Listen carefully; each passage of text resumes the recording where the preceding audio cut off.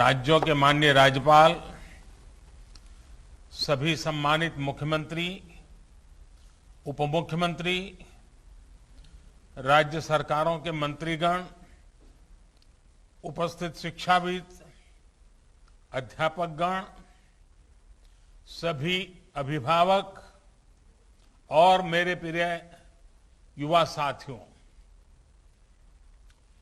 नई राष्ट्रीय शिक्षा नीति को 1 साल पूरा होने पर सभी देशवासियों और विशेषकर सभी विद्यार्थियों को बहुत बहुत शुभकामनाएं।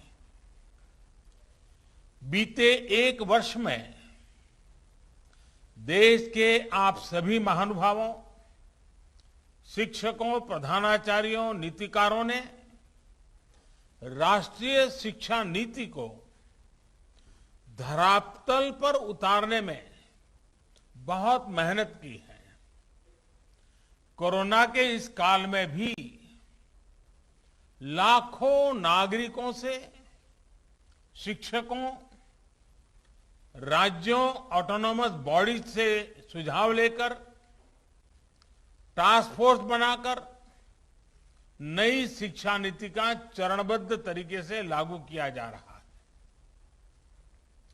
बीते 1 वर्ष में राष्ट्रीय शिक्षा नीति को आधार बनाकर अनेक बड़े फैसले लिए गए हैं।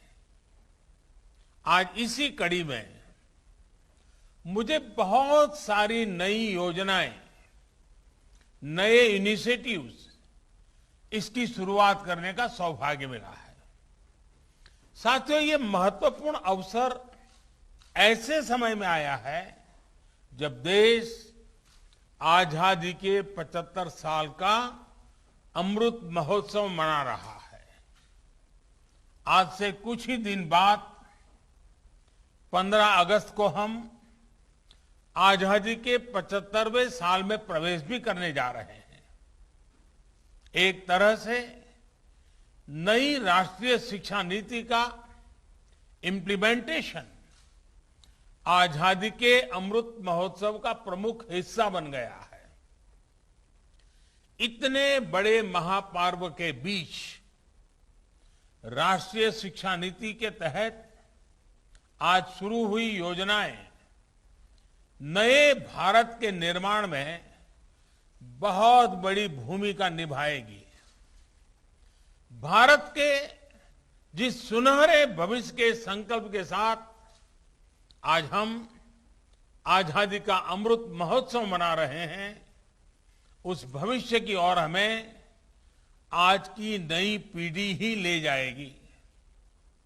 भविष्य हम कितना आगे जाएंगे, कितनी ऊंचाई प्राप्त करेंगे, ये इस बात पर निर्भर करेगा कि हम अपने युवाओं को वर्तमान में यानी आज कैसी शिक्षा दे रहे हैं,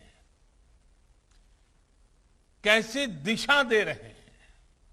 इसलिए मैं मानता हूं भारत की नई राष्ट्रीय शिक्षा नीति राष्ट्र निर्माण के महायज्ञ में बड़े फैक्टर में से एक है और इसलिए देश ने इस शिक्षा नीति को इतना आधुनिक बनाया है, इतना फ्यूचर रेडी रखा है।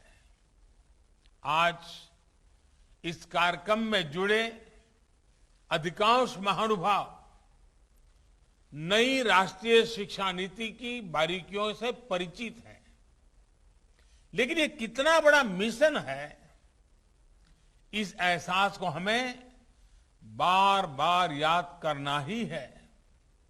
साथियों, देश भर से हमारे कई युवा स्टूडेंट्स भी इस कार्यक्रम में हमारे साथ हैं। अगर इन साथियों से हम उनकी आकांक्षाओं के बारे में, सपनों के बारे में पूछें तो आप देखेंगे